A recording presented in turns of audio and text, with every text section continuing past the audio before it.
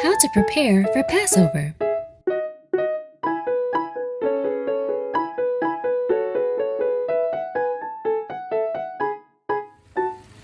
Step 1. Clean your house. Passover is considered a Sabbath, and so is the day after. Get all your work out of the way so you can rest for this holy feast.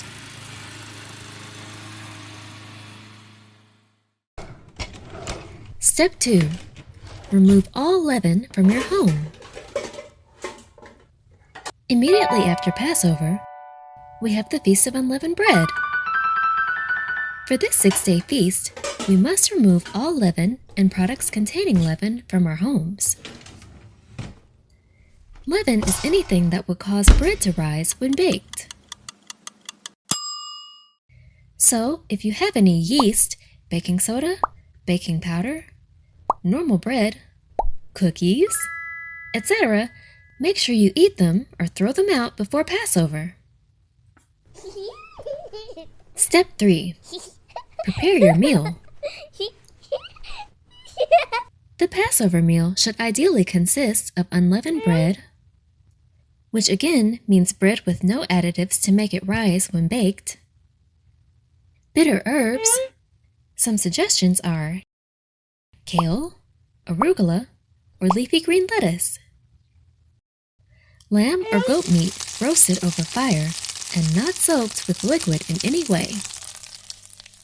For example, the meat cannot be boiled or marinated.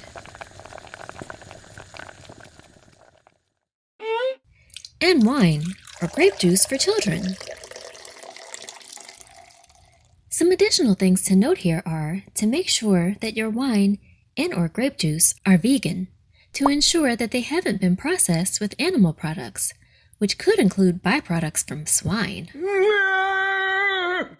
And if you don't have access to lamb or goat meat, it's okay to substitute for beef instead. Yahushua is our Passover lamb now after all. You don't have to miss out on celebrating because of your circumstances.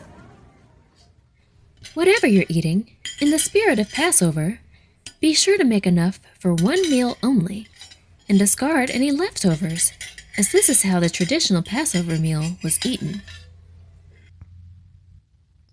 Step 4. Set up your menorah.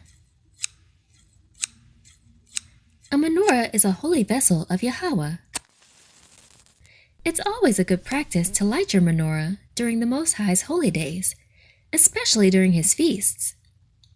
If you don't have a menorah yet, be sure to look for one with 7 candlesticks, with the outer 6 converging into the center one. You can light it during your prayers and your meal to further let Yahweh know this feast is in his honor. Extras. To commemorate the original Passover, you may like to hang a red cloth over the doorposts of the front door of your home. This would represent the blood of the lamb that the children of Israel brushed on their doorposts for protection from judgment on Passover night. This, of course, is not a requirement set forth in Yahweh's Torah, but more so a sign of sentimentality. Because even though we weren't personally there for Yahweh's great deliverance, the story of his wonderful deliverance and loving kindness toward us resonates in our hearts, even today. So these are the steps to follow to prepare for Passover. Don't forget to wear your holy garments. Happy feasting!